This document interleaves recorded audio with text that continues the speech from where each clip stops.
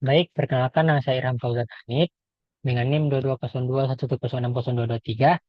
Di sini saya akan live demo tugas 5 praktikum keamanan cyber. Di sini ada anggota kelompok saya. Namun kami merekod sendiri-sendiri, jadi kita langsung masuk saja ke bagian saya. Yang pertama itu ada class activity, to creating codes. Kita langsung masuk ke step 1 saja. Search for an online encoding and decoding tool. Ini kita disuruh untuk mencari encrypt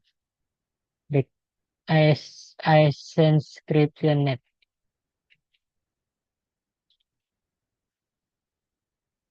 Kita cari.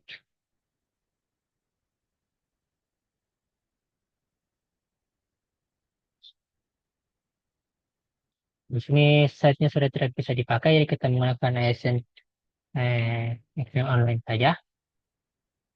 Pakai yang di default saja di sini. Kita disuruh enter a message and email to your lab partner. Oke, kita menggunakan secret key CyberOps ya. Jadi kita masukkan saja dulu nama saya.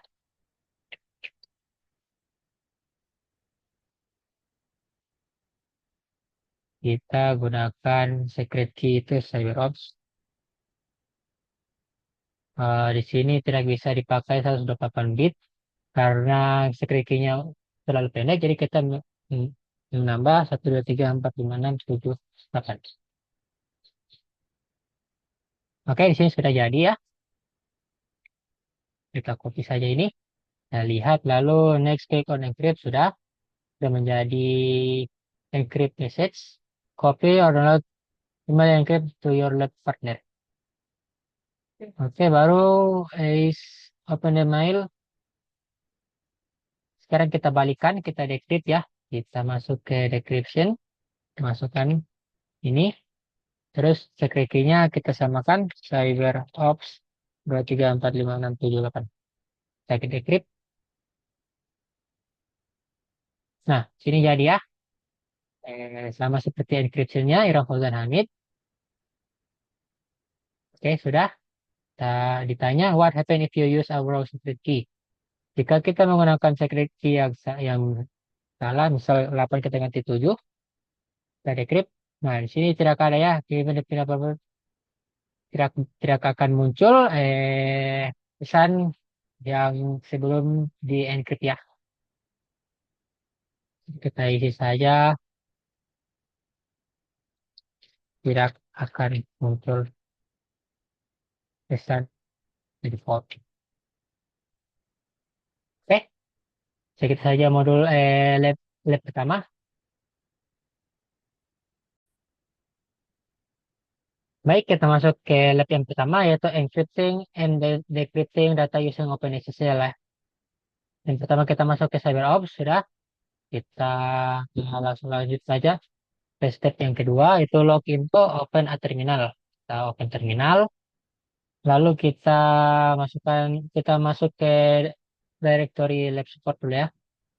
Nah, di lab support gitu. Baik. Oke, kita sudah masuk ke dalam directory. Kita disuruh untuk type the command to encrypt letter to grandma.txt. Nah, set letter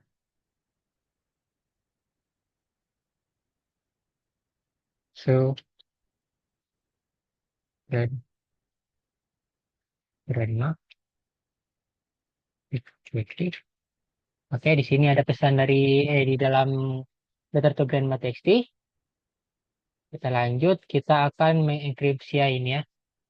From the same terminal, issue the command will use AES256 to encrypt the text. Oke, kita langsung saja open L AES 256 C in letter to grandma.txt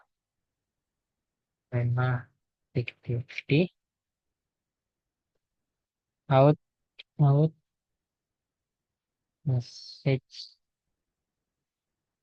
Message encryption. Kita enter.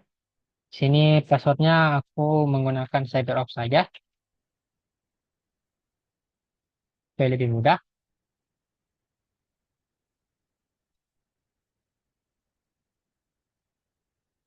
Oke, sudah. Dokumen the password. Sini kita taruh saja passwordnya, kita CyberOps. Oke. When the process is finished, use the cat command again to display the content of the message encryption. Oke. Kita menggunakan cat untuk memanggil ya. Cat encryption. Oke, di sini ada simbol-simbol acak ya. Di sini ditanya did the content of the message encryption file display correctly? What does it look like? Explain. Tidak, isi file message encryption tidak ditampilkan dengan benar. Isinya terlihat seperti karakter acak atau simbol aneh karena file tersebut masih dalam format biner yang belum dapat dibaca manusia. Ya, seperti ini ya. Jadi kita to make file readable, run the OpenSSL command again, but this time add the A option.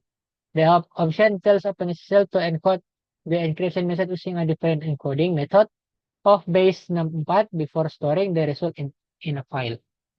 Kita menggunakan kode yang tadi, namun kita menambahkan A di sebelah ini. A. Nah, enter. Masukkan CyberOps. Kita find CyberOps. Oke. Lalu kita coba panggil lagi ya. Get message encryption. Nah, ini sudah jadi ya. This message display correctly now. Ya, sekarang isi dari file message dapat ditampilkan dalam bentuk karakter ASCII yang dapat dibaca manusia. Yang terjadi ketika kita menggunakan opsi A untuk mengubah output menjadi format base64. Can you think of a benefit of having message? Ya, dengan encoding base64, isi file terenkripsi bisa ditampilkan dan ditransmisikan dengan aman dalam format teks. Ini memudahkan pengiriman data melalui media yang hanya mendukung teks seperti email atau formulir web. Kita lanjut ke part 2, yaitu decrypting message with OpenSSL. Di sini kita membuat kebalikannya ya. Pertama itu kita use the command seperti tadi. Namun kita menambah D di depan.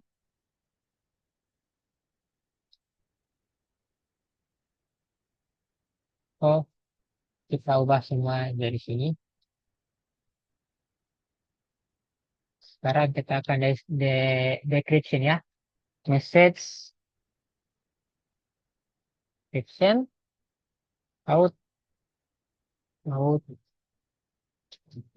decrypted.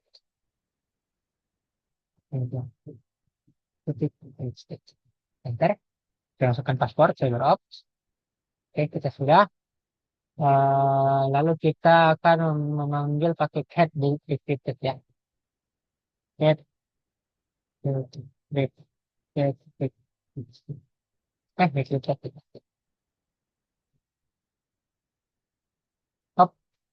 Oke, kita sudah mendecryption.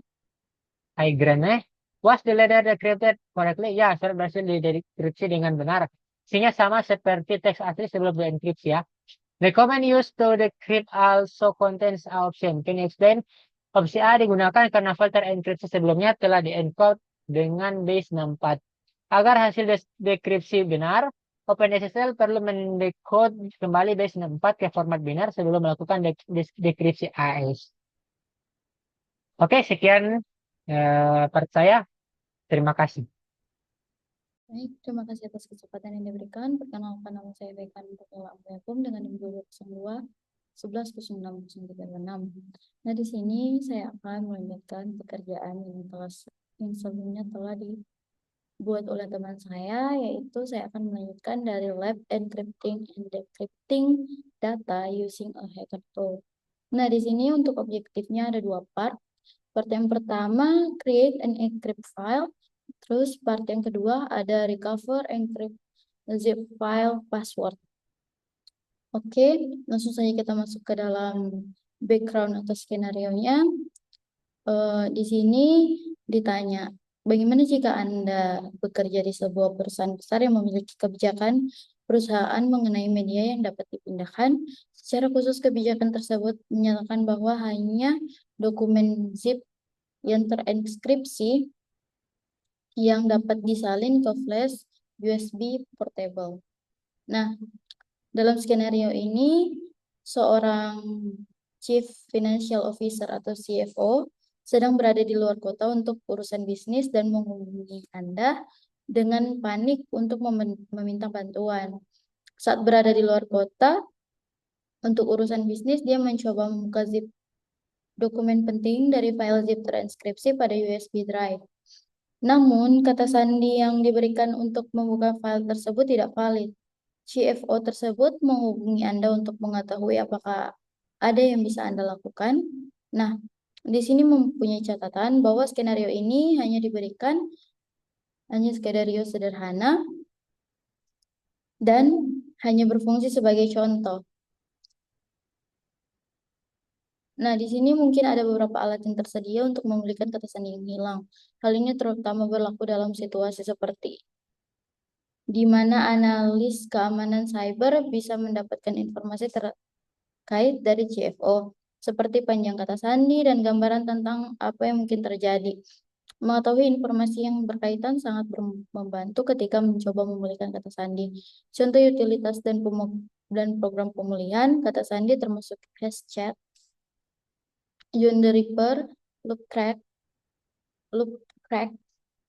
dan lain-lain. Dan dalam skenario ini, kita akan menggunakan fcrackzip yang merupakan utilitas Linux sederhana untuk memulihkan kata sandi dari berkas file zip terenkripsi. Oke.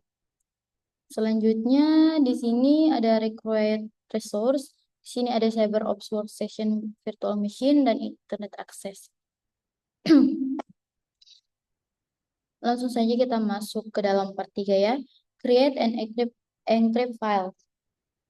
Nah, pada part 3 ini kita langsung saja masuk ke dalam step 1. Pertama kita membuka VM. Kemudian kita membuka CyberOps. Dan kemudian kita membuka terminal.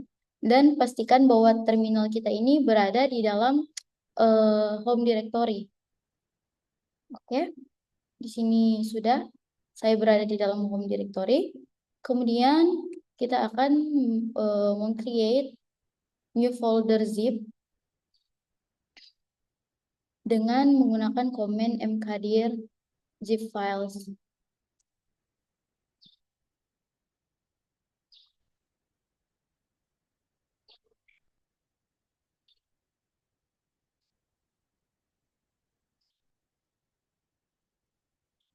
Oke, sudah kita buat ya untuk zip filenya.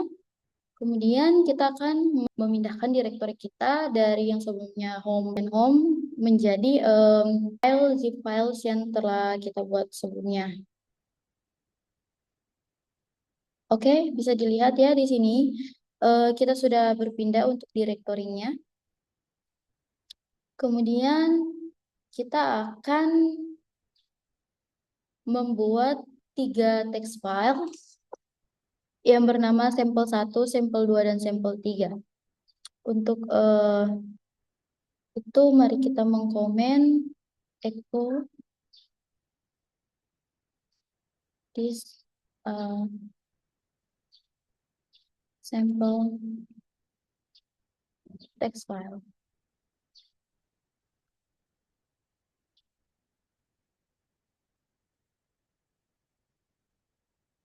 Apa ya? Tanda lebih dari sampel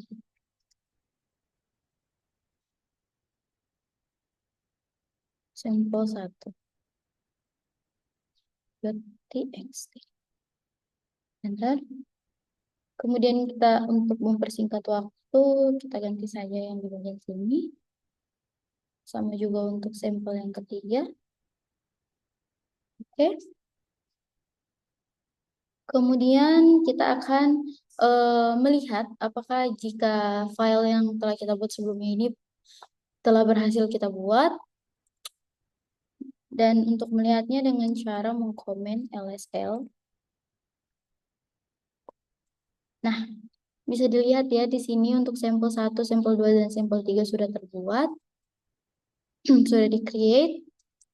Kemudian kita akan masuk ke dalam step 2 yaitu zip and encrypt the text file.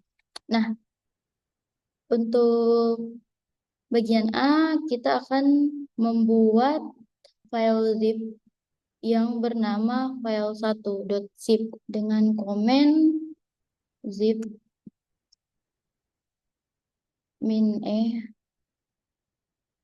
file min1.zip.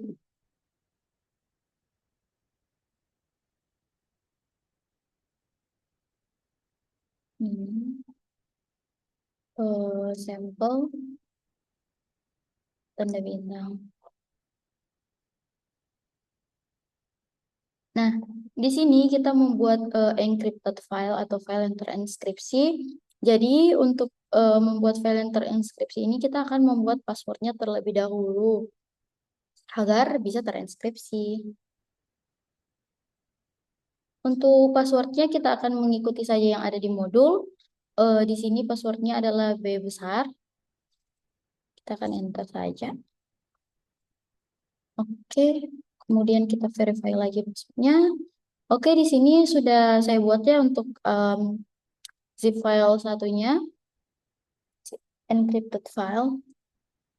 Kemudian kita akan membuat 4 file lagi dengan nama file 2.zip, file 3.zip, file 4.zip, dan file 5.zip. Dan semua ini file yang kelima file ini akan terinskripsi ya dengan kode yang sesuai yang ada dengan di modul. Oke. Langkah selanjutnya kita hanya akan mengganti saja untuk file 2 begitu agar mempersingkat waktu ya. Untuk file 2 passwordnya adalah R besar dan 2. Oke, kita ulangi lagi. Nah, kemudian sudah untuk file 2.zip-nya sudah kita buat. Kemudian kita lanjut lagi ke file 3. Dan untuk file 3 di sini untuk passwordnya adalah 0, B besar, dan 1. 0, B besar, 0, B besar, dan 1. Oke. Sudah, selanjutnya file 4.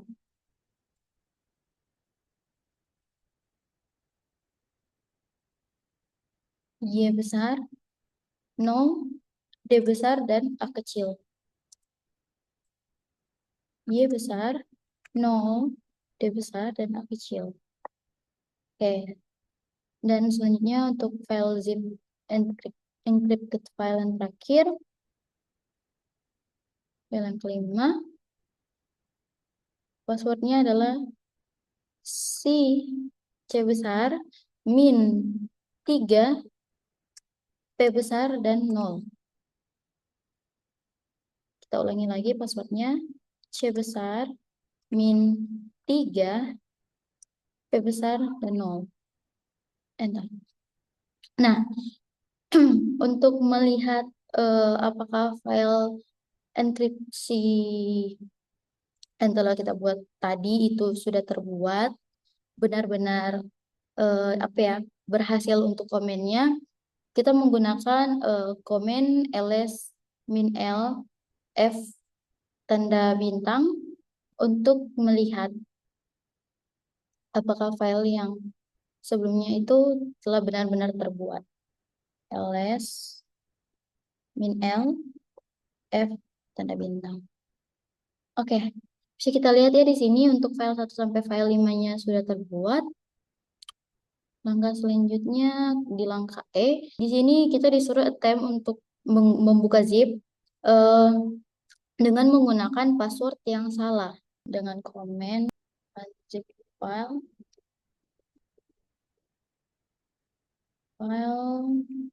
min1.zip. Oke. Nah, di sini kita diminta untuk memasukkan password yang salah. Nah, untuk password yang salah saja saya sembarang saja. Nah, di sini bisa dilihat dia meminta lagi untuk memasukkan apa passwordnya yang benar, tapi saya akan salahkan lagi.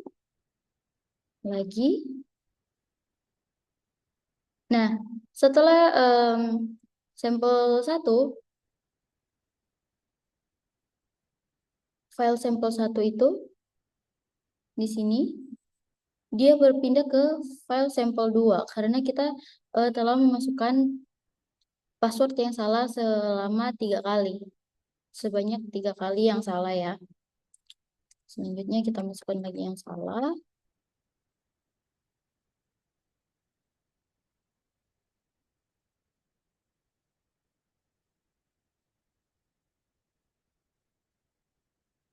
Kemudian kita langsung lanjut saja. Lanjut lagi 3 kali. Nah, sampai ke percobaan sampel 3 yang di sini. Mana tadi? Yang ini file sample.txt.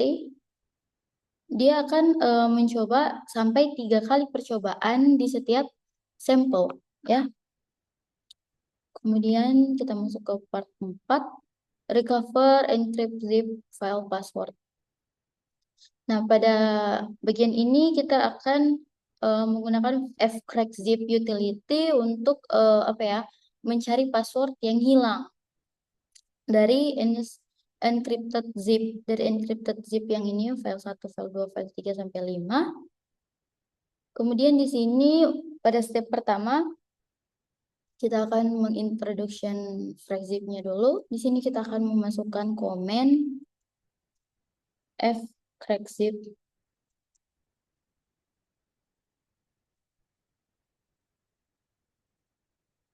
min h. Oke, bisa dilihat di sini untuk apa ya, keterangan dari fcrackzip bisa dibaca saja. Oke, selanjutnya kita masuk ke dalam step 2. Kita akan recovering password using fcrackzip. Nah, kita akan mengcover atau mencari password file zip yang telah kita buat sebelumnya, yaitu file 1. Di sini dengan cara mengkomen fcrackzip min full 1 sampai 4. Kenapa kita harus menggunakan 1 sampai 4 ini? 1 sampai 4 ini berarti karakter dalam password yang telah kita buat itu ada 1 sampai 4 karakter password ya. Dan kemudian kita panggil filenya. File 1.zip. Nah, bisa dilihat ya di sini dia langsung muncul dikarenakan passwordnya hanya 1 karakter saja, yaitu B besar yang sesuai dengan yang kita buat sebelumnya ya. Di sini ada pertanyaan, eh, berapa lama waktu yang diperlukan untuk mencari passwordnya? Ya, tidak sampai 1 detik juga di sini. Waktu saya membuat dokumen ini, passwordnya ditemukan tidak sampai 3 detik. Sama seperti ini. Kemudian untuk itu kita akan ganti saja ya. Tidak sampai 1 detik. Kemudian kita akan mencoba lagi ke semua file yang telah kita buat sebelumnya ya. Untuk dari file 1 sampai file 5. Oke. Sini kita akan ganti saja begini. File 2. Dan perlu diingat ya teman-teman, agar ini kata 1 sampai 4-nya itu agar diubah-ubah sesuai berapa banyak apa ya, karakter password yang telah dibuat sebelumnya. Karena di sini passwordnya tidak sampai 4 atau pas 4 karakter, jadi saya menggunakan 1 sampai 4 karakter. Nah, bisa dilihat di sini juga untuk passwordnya langsung muncul. Passwordnya adalah R2. Pertanyaan yang sama lagi, berapa lama waktu yang diperlukan untuk menemukan passwordnya? Ya, tidak sampai 1 detik lagi. Kemudian kita lanjut saja ke file 3. Nah, untuk file 3 juga sama, tidak sampai 1 detik ya.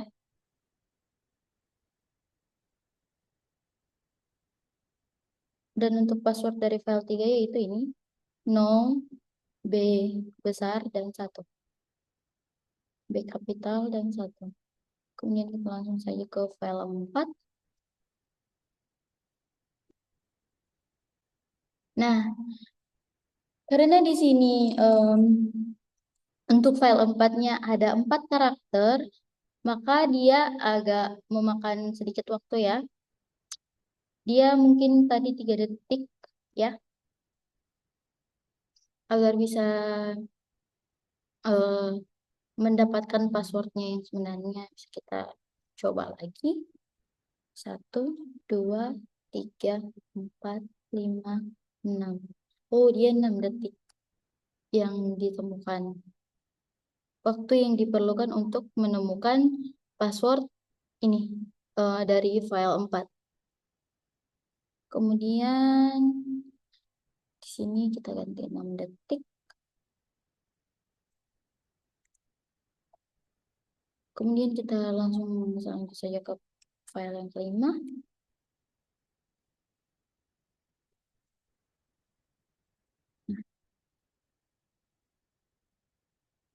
Bisa dilihat ya, ini agak memakan waktu lebih lama. Mohon maaf, saya ada kesalahan. Seperti yang telah saya bilang tadi, di sini menyesuaikan dengan berapa banyak karakter password yang telah dibuat sebelumnya.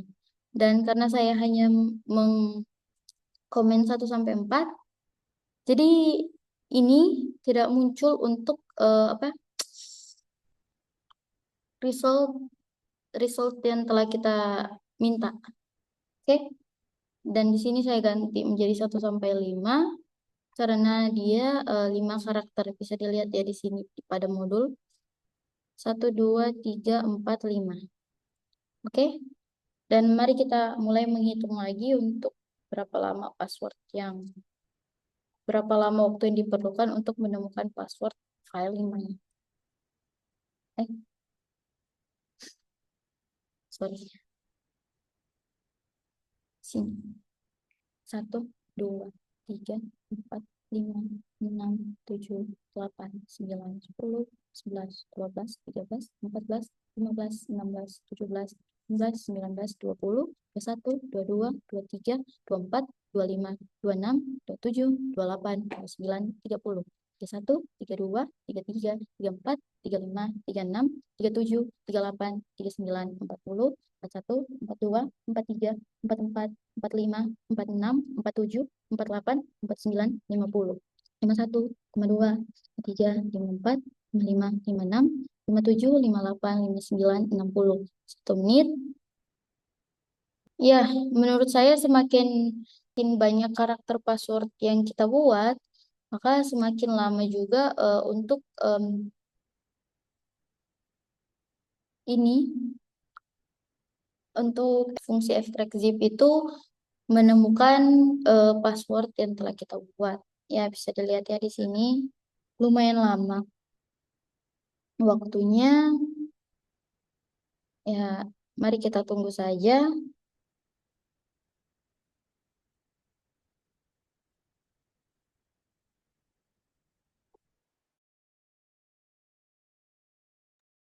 Ya, agar supaya kita bisa melihat berapa banyak waktu yang dipakai, di sini kita melihat untuk waktunya 6:58 ya di sini, dan akan kita pantau lagi sampai 7 lewat berapa ya waktu yang diperlukan untuk mencari password yang sebenarnya.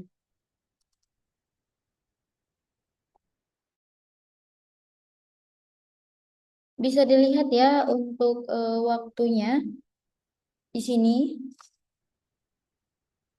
sudah menjadi 59, tapi kan waktu 6.58 itu kita menunggu ada sekitar 2 menitan.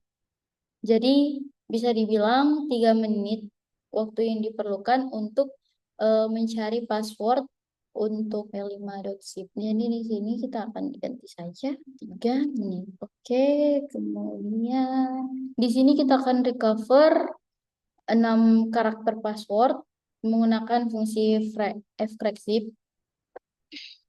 dan kita akan melihat berapa banyak waktu yang diperlukan untuk memecahkan password tersebut atau untuk menemukan password yang diminta. Oke. Nah, di sini ada pertanyaan. Menurut saya, berapa lama waktu yang diperlukan untuk fungsi fcrackzip agar bisa menemukan password file 6 ini yang akan saya buat? Dan menurut saya jawabannya itu dia akan lebih dari 3 menit. Mungkin saja bisa memakan waktu sampai 1 jam, karena sebelumnya juga saya sudah mencoba untuk membuat ini terlebih dahulu, dan hasilnya dia lebih dari setengah jam. Oke, mari saja langsung kita lanjutkan ke langkah selanjutnya. Kita akan membuat file baru yang bernama file6.zip. Nah, sini kita ganti saja file 6. Oke, di sini bisa dilihat untuk passwordnya kita akan menggunakan kata jar-jar. Oke, tapi untuk J-nya huruf besar. Oke, kita verify lagi passwordnya.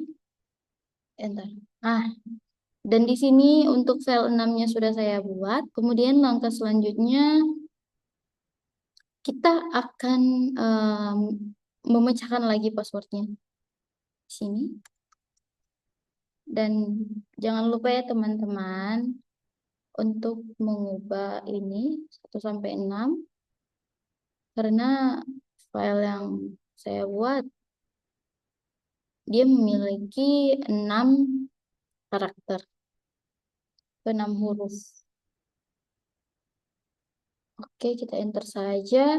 Dan sebelum saya jalankan komennya, di sini kita akan perhatikan untuk jamnya itu sudah di 7:03. Oke, tekan enter. Dan kita akan melihat berapa lama waktu yang diperlukan untuk memecahkan password file 6. Nah, mungkin sambil menunggu ini, saya akan membuka terminal baru, ya, agar saya bisa lanjut saja. Nah, bisa dilihat ya, walaupun saya membuka terminal baru, tapi untuk komennya tetap berjalan.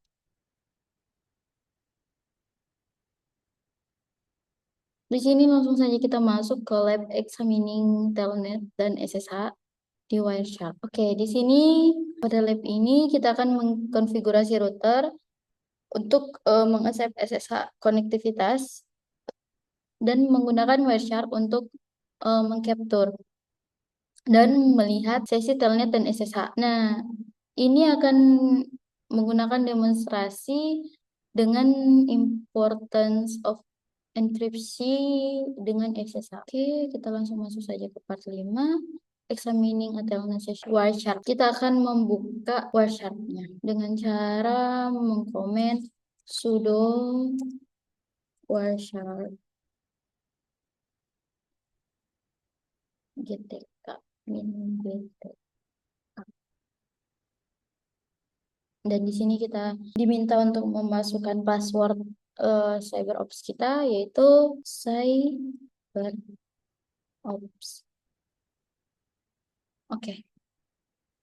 Untuk pop-up notifikasi begini kita akan oke saja. Sini juga kita akan oke.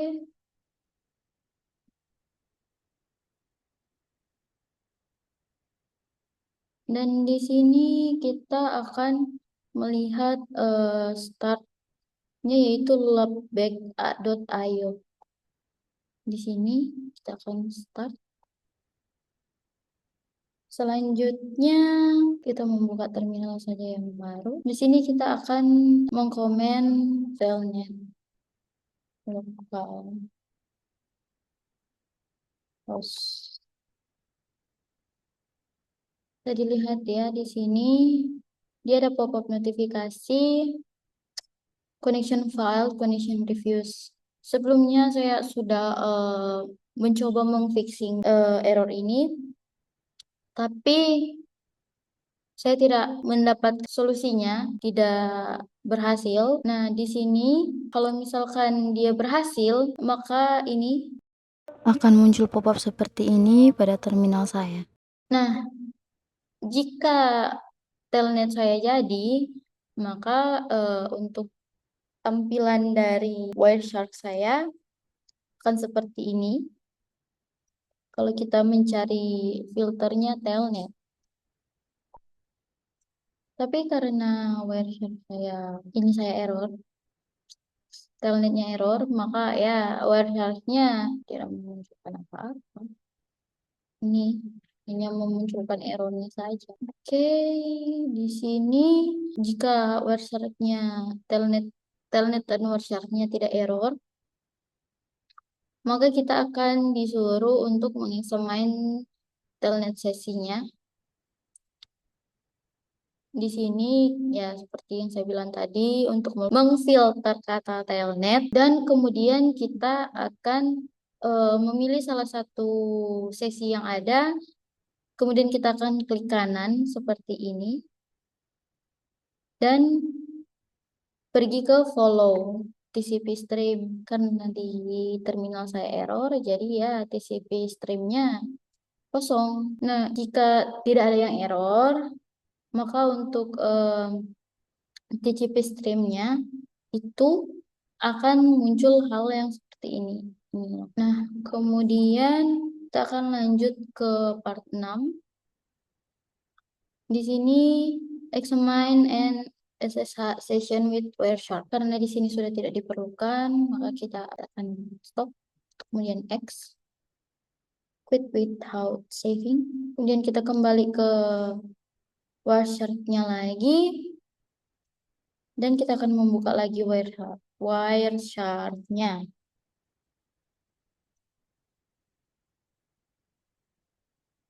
Oke, membuka Wireshark yang baru. Membuka lagi loopback.io. Kemudian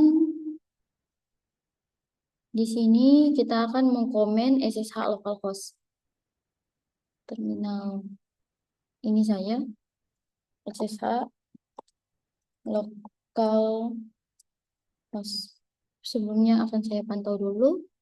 Di sini masih ya, masih berjalan untuk sesinya.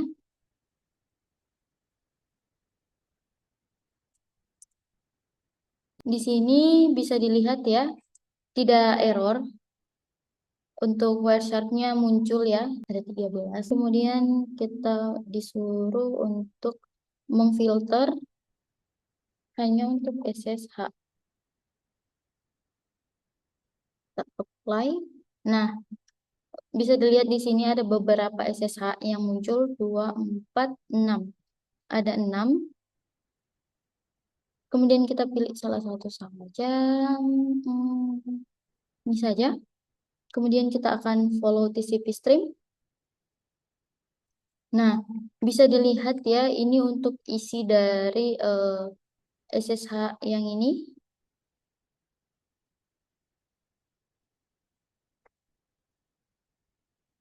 Ini bisa dilihat ada banyak sekali isinya.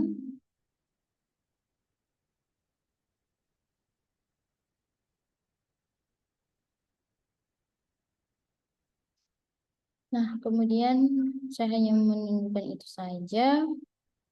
Untuk SSH 02 OpenSSH 77 ini ada dua ya. Ada yang berwarna merah dan berwarna biru. Dan untuk berwarna merah isinya yang seperti ini.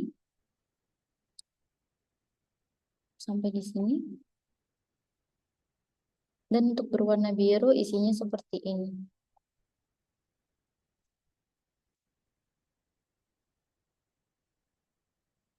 Sini sampai di situ.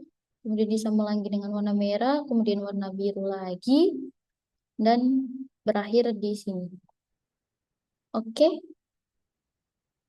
Nah, untuk step 7 disuruh untuk mengklik close saja dan stop. Dan kita X lagi. Quit without saving. Nah, di sini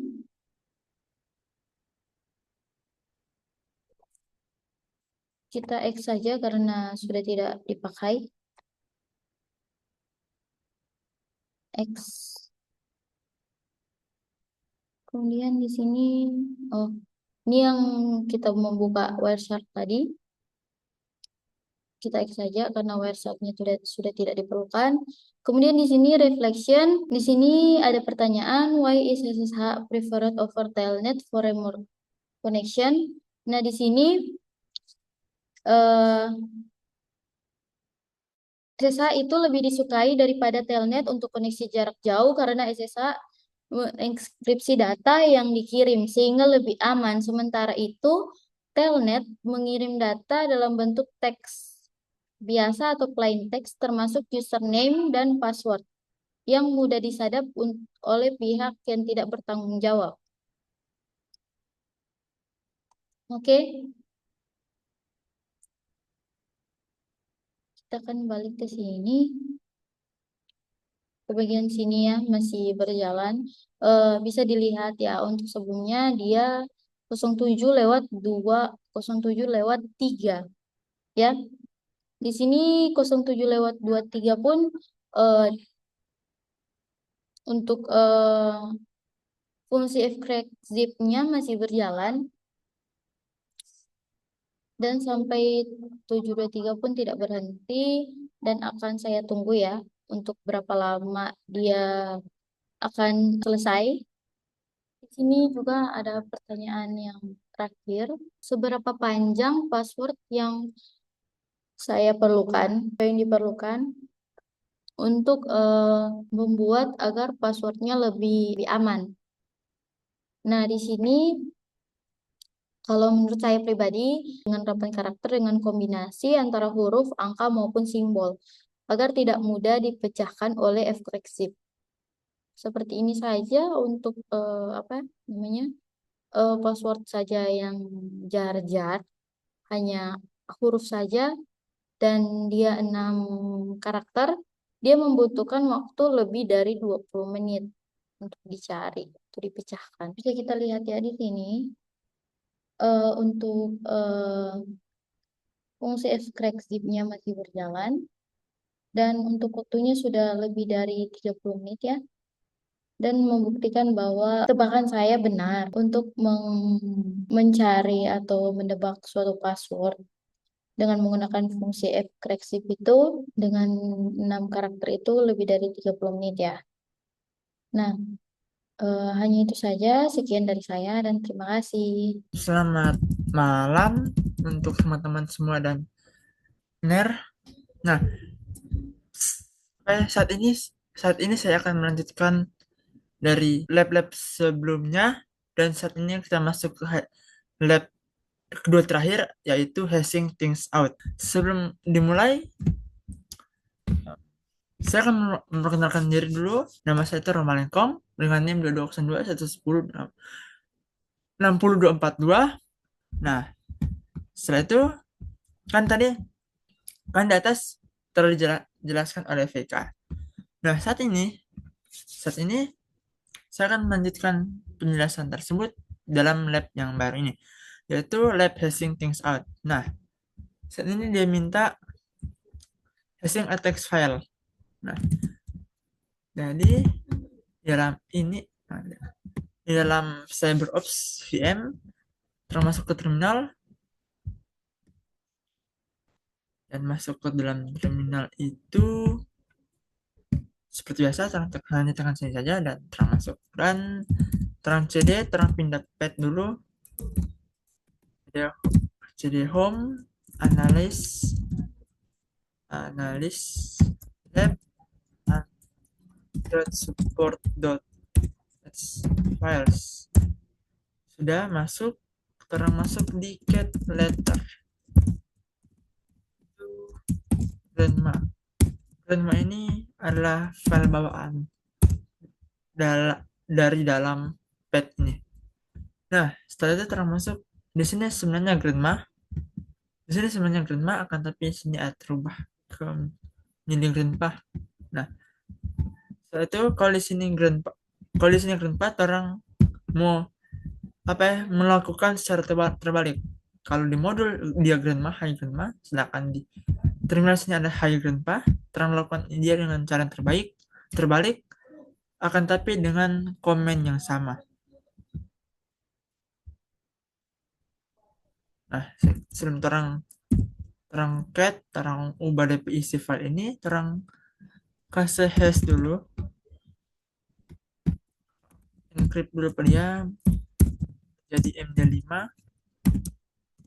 encrypt algoritma MD5, open SSL MD5 letter to grandma.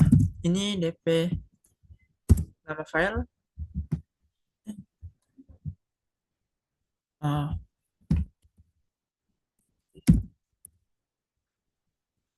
Ya sudah masuk MD5 letter to grandpa txt. Nah, kode enkripsi dari MD5 yaitu berupa kombinasi huruf dan angka. Dan setelah itu terang masuk ke df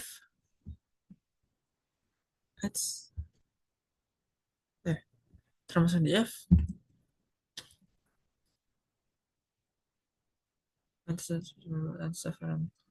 oke, sebelum terang masuk df, terang masuk ke e dulu. Di e dia minta mengedit nano letter score to nah, kalau di sini grandpa, terang rubah lagi menjadi default yaitu grandma. Ini terang Ctrl X, yes, enter. Nah, di sini ada perbedaan. Setelah terang melakukan perbedaan, terang identifikasi perbedaan, terang cek dulu dia terang MD5 lagi. Nah, di sini minta ada pertanyaan, is the new hash different that has calculated in item D how different? Nah, DP hash yang baru yang berbeda dari hash sebelumnya yaitu DP kalkulasi item, betul? Yaitu di sini, kalau di sini yang pertama diawali dengan DCA1C F6470, sedangkan setelah diterang running nano letter to grandma, terang MD5 ulang di sini diawali oleh 8A 82289 F6. Nah, DPP cap bagaimana dia berbeda? Nah, perbedaan tersebut terdapat pada kode khas MD5 yang diinput pada file letter to grandma text tersebut, seperti yang kita tadi. Nah, untuk kenapa dia berbeda? Apakah dia berefek ke dalam letter tersebut? Jadi masih belum, dan termasuk ke G open SSH1 masih pada yang sama.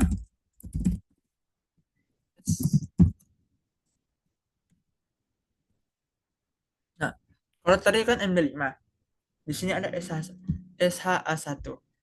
Nah, terang lihat DP terang lihat perbedaannya. Oh, lebih panjang, enkripsinya lebih panjang, kode randomnya lebih panjang daripada MD5.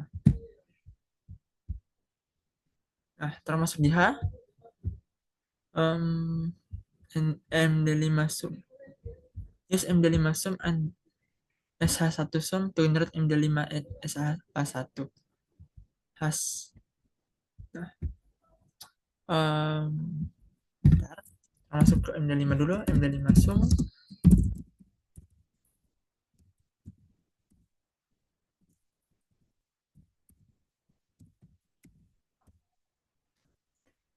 Itu terang penatas lagi, penatas, terang ganti MD5 menjadi SHA1. Nah, jadi di sini ada pertanyaan, does the hashes generated with MD5 sum and SH1 match the image generated in item G and H? Nah,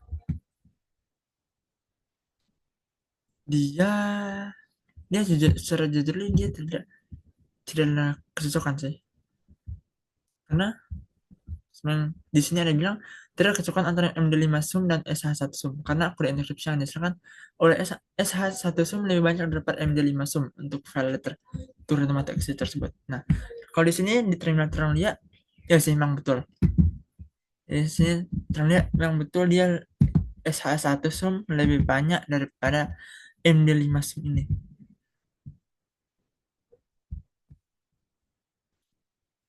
Nah, masuk lagi ke verify hashes part 2. Di sini terang panggil satu gambar get sampel img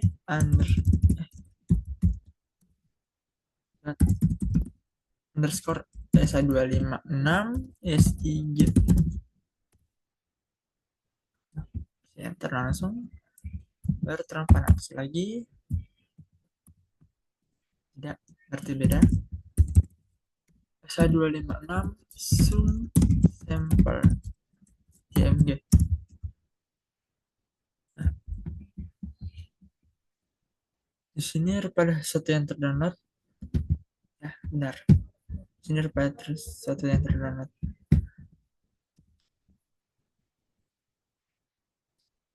Nah, di sini pertanyaan, was the sample image correctly downloaded? Explain. Nah, sampel tersebut terunduh dengan benar berdasarkan dengan sumber hash yang telah diberikan. Nah, dari sumber hash itu adalah bentar, yang kan terampang cat jangan maka algoritma SHA 256 ini. Nah, otomatis TP enkripsi itu tertampil.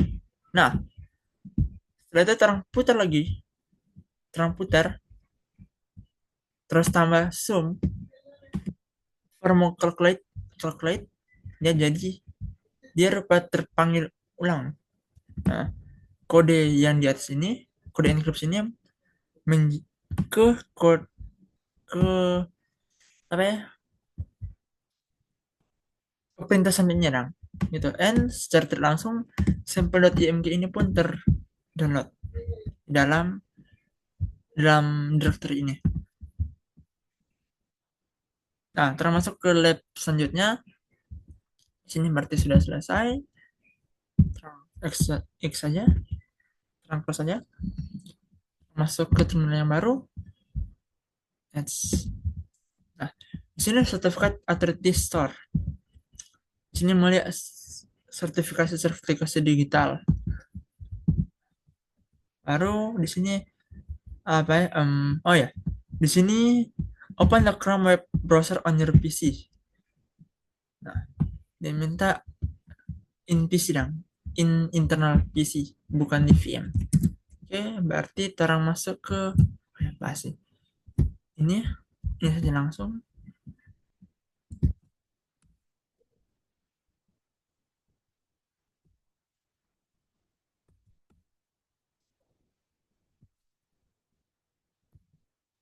Sini tiga setting ini di dalam Chrome browser. Lalu sini ada setting increase your advanced server.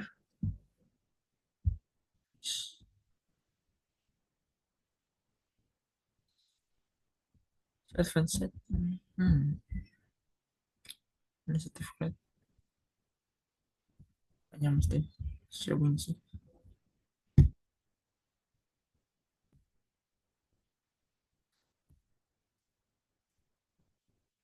Transfer saja supaya mengefisiensi waktu. Manage certificate. Certificate.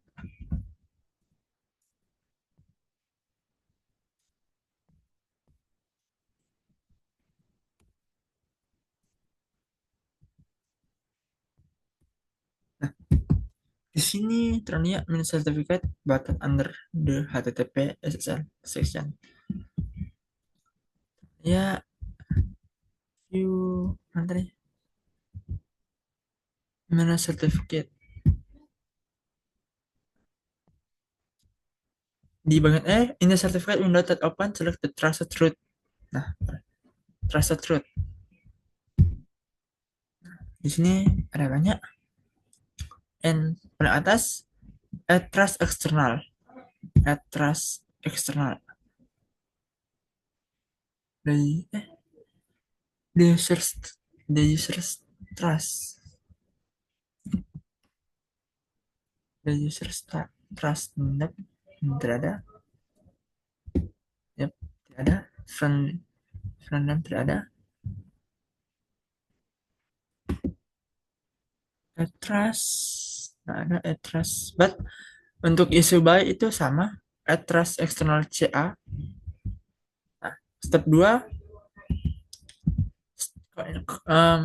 dia mintakan Firefox toh. Firefox berarti itu di dalam virtual machine. Nah, sekarang ini close dulu. Sekarang kembali ke virtual machine. Web browser.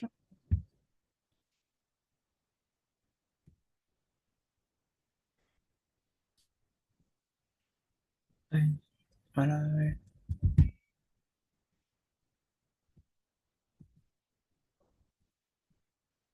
sini it's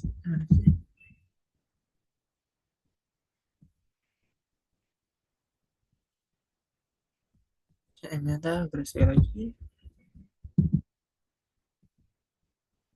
preferences setting. Nah, ini preference setting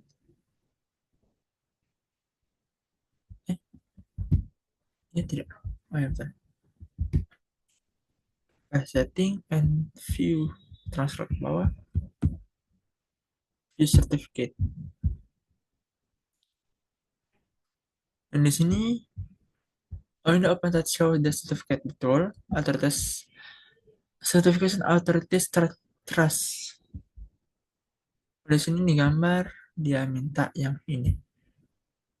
Kamer firma Chamber of Commerce root. Ini tempat ini terang mencekin dulu, checking for made in middle.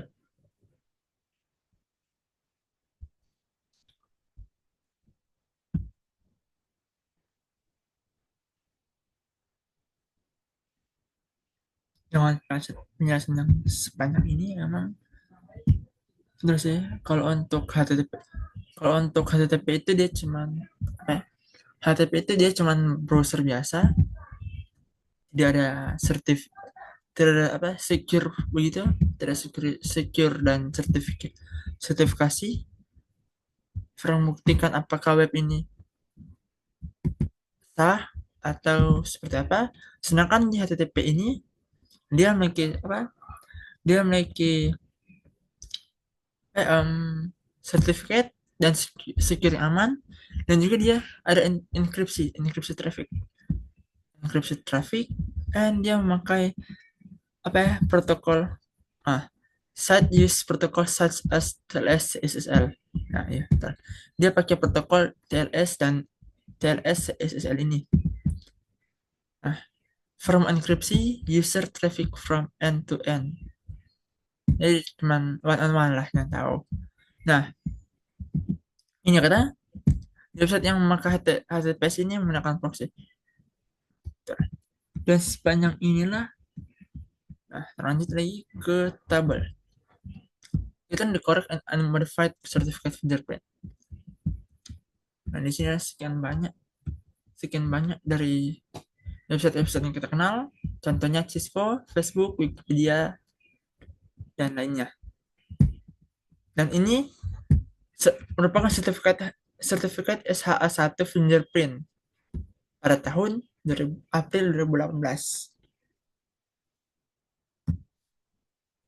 Nah, di sini ada pertanyaan, what are the fingerprint? Why are they important? Nah, fingerprint ini adalah hash yang dihitung di dalam sertifikat SHA1. Karena fingerprint bisa dengan cepat memverifikasi dan memvertifikasi apakah informasi di dalam sertifikat yang telah dibuat atau dirusak. Dari apa ya? Menjaga original lah, originalitas. Nah, siapa yang menghitung? Who calculate fingerprint? How to find them? Fingerprint dihitung oleh CA atau Certification Authority yang menandatangani sertifikat itu, dan fingerprint tersebut dapat dengan mudah ditampilkan saat kita melihat sertifikat tersebut. Nah, step 2, kita certificate fingerprint in use by disable of workstation VM. Nah, untuk bagian step 2A ini termasuk ke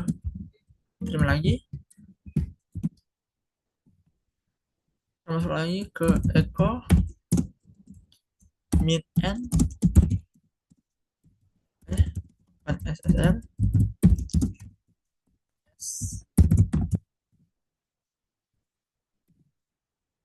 client connect Cisco com ini port 443 set spasi ini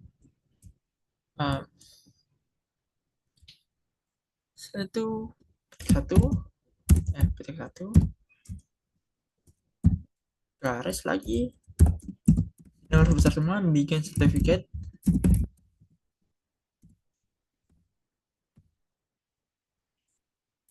koma tutup lagi and certificate. Oke, petik satu lagi, kirim ke file Cisco. Buka file baru, kirim ke sana. Cisco, ternyata ada typo S client paket itu.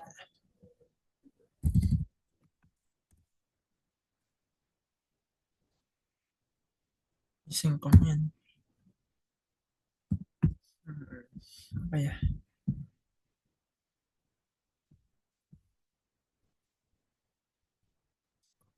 Oh, port 443 ternyata belum isi.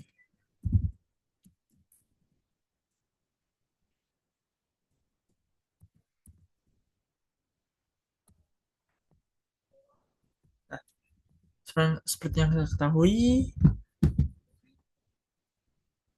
di sini ada keluar result. Di sini terang baca juga DEM 2, DEM 1, DEM 0. C. Betul sekali. Di sini CBM, CSAS. Nah, sini kenapa berbeda? Akan tapi untuk DEM-nya ini sama. Dan ini dan. Dan optionally use the code comment to list and the content. Nah, supaya mau lihat dong sertifikat itu gimana sih? Dari teranda panggil ini, teranda download ini dong. Nah, panggil saja dp file Cisco BEM. Nah, sepanjang inilah ya sama. Nah, panjang and terang melihat dp. Selanjutnya terang melihat now that the certificate is saved in the Cisco BEM text file. Namun dong, Cisco BEM text ini apa sih? Use the command below to extract and display its fingerprint. Nah, kan ini sertifikat ya. Ini DP certificate. Nah, terang melihat DP fingerprint di dalam. X56 OpenSSL 4 X509 not in Cisco. Terpanggil DP file min fingerprint. Nantinya terpanggil DP algoritma juga SA1. Nah, DP fingerprint seperti yang kita lihat, memang sini berbeda dengan modul karena di bagian sertifikat aja ini sudah beda DPIC, akan tapi ini masih sama tujuan dan maksud dan tujuannya. Di sini dia langsung terbaca di fingerprint SHA1 ini yang ada di dalam sertifikat ini. Di dalam sertifikat website dari cisco.com ini. Nah, setelah itu di sini pertanyaan, what has algorithm was used by OpenSSL to calculate the fingerprint? Nah, perlu kita tahu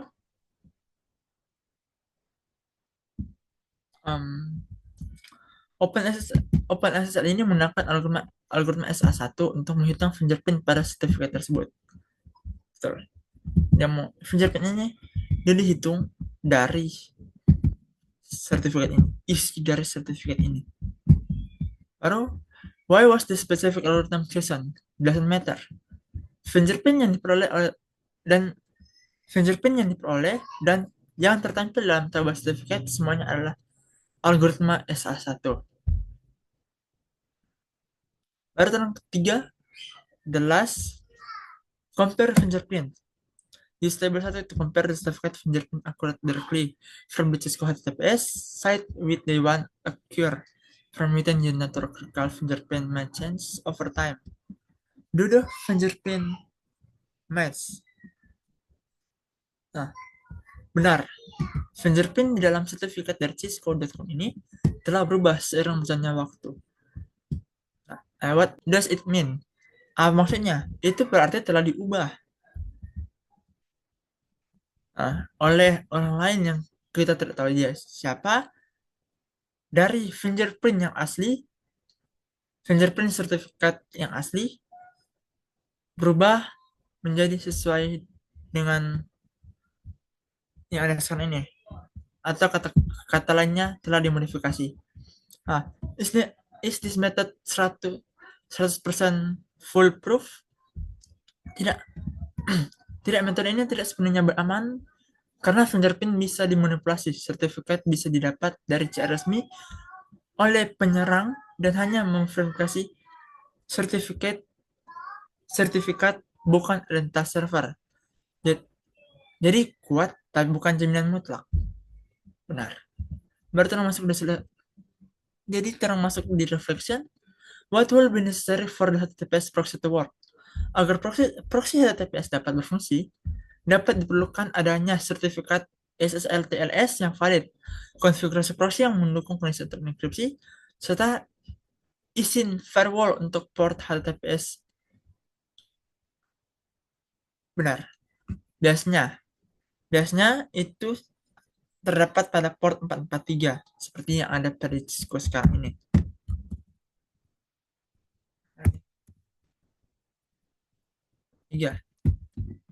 Setelah itu, oke. Kali ini 2 modul terakhir yang membahas tentang hashing things out dan certificate authority telah selesai, dan pada modul 5 ini telah selesai dijelaskan semua, dan terima kasih. Oke, sampai jumpa di modul-modul selanjutnya.